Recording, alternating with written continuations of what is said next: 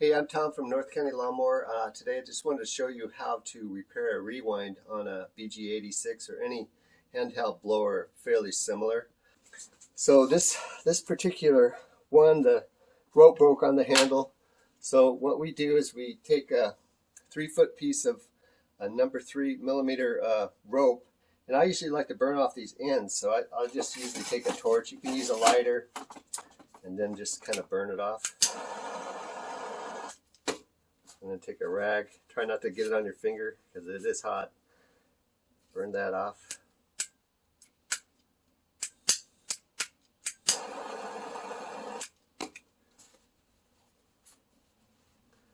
Okay. Now this one, this is the rewind here. So there's the rope. It's all unsprung. So what I do is I take this clip off of here. It's got a little ledge in this post here that this clip will hook onto, so you want to just kind of flip it out of there if you can. This thing's all greasy. Try this with the screwdriver here.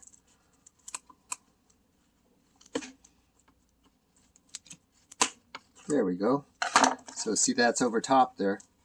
Then you just pull it off. Okay, put that to the side. There's a little washer here. Just slip that out, and then I just dump the washer there, and then pull the string out. Okay, and you can see it coming out there, so I'll just pull it through there.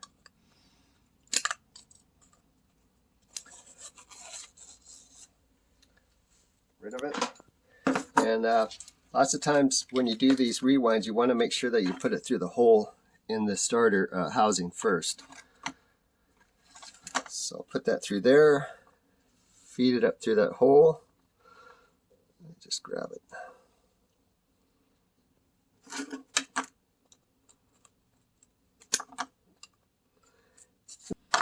And you want to just tie a regular little knot.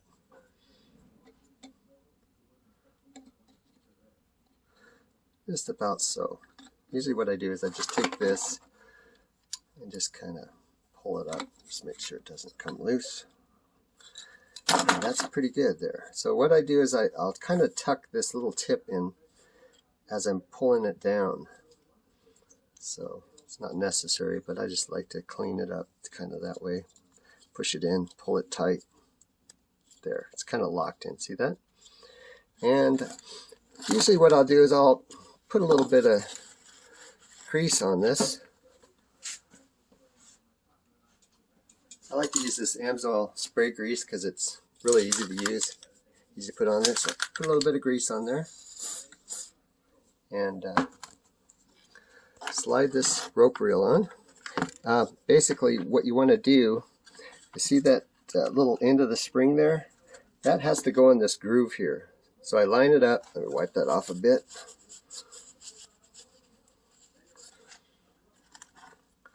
Line it up with that groove, slide that down, make sure the rope's out of the way. Okay, and it looks like it's in there. Usually a good way to check it is just to pull it backwards and see if you have resistance on the spring, so you know that's good. So the next step is to take this little washer, the one that came off, put it on there, and then you take the clip. Now these clips go in the same direction that the dogs do. You can kind of see this kind of looks like a dog there. What I do is I just kind of try to get this open. Usually you want it kind of underneath. See how it's kind of over top of that? Usually try to bring it underneath there. That way I can push it down over this little knob. Actually, this way is probably easier. Just want to keep those tips in there, somewhat like that. And then you just push it down. And then see how those little nubs are in there? You might have to try it a couple of times, but as this opens this up. And then as that opens up, it catches in the flywheel in these little locks there. So that's how that works. Okay, now we need to put this handle on the other end. Now this is one of those handles that you buy that has a spring in it. And I just am replacing the rope. You can buy the whole handle with the spring, but you can also just replace the rope if you want to. So what you want to do is you want to flip this little cap off. Kind of push that up. See that little, it's like a little plastic collar. Just pull that out of there. And then you slide your new rope up through the bottom. Let's see here. And then through the spring there. Push that down. And then just tie another little knot in the top again. It doesn't have to be a double knot. You can just tie one single knot. It should be fine in this particular situation. If it's a bigger handle, then you might want to double the knot. Just make sure that you tie it enough where it's not going to slide through. Okay, just take that, pull it down. Again, I like to just pull it down in there. That should actually be about there. Yeah, just leave it like that. That way it can pop in and out. And sometimes what I'll do is I'll just kind of shave that top a little bit.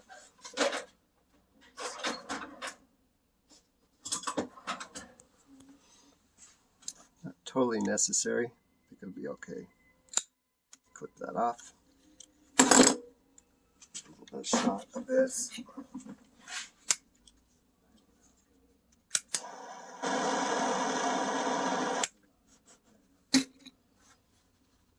Okay, and then pull it down. And then just put your cap back on there. Looks like it's got a line up thing. So you want to line it up with that little slot there. Pop it in. There you go. See, it's got that spring to it. Okay, now you need to get tension on your spring here. So what you want to do is this little groove here. You want to put tension in the spring, so you pull it this way, it gives you tension, okay? Just like when you were checking. So what I do is I'll just hook it in that little groove, wind it backwards. Just make sure I keep towards the middle there. Now I'm not going to do it all the way, I'm just going to do it just to show you once you get a little bit of tension in there, and maybe it's not enough, which I don't think this will be, but you kind of hold it on the outside there, let it pull it in. See how it pulls it in there? Okay, now look, we still have a lot of looseness here. So all I'm going to do is I'm just going to grab the string, pull it, hook it back in that little groove, and then just give it a couple more winds. That should be good. Pull that out. Okay.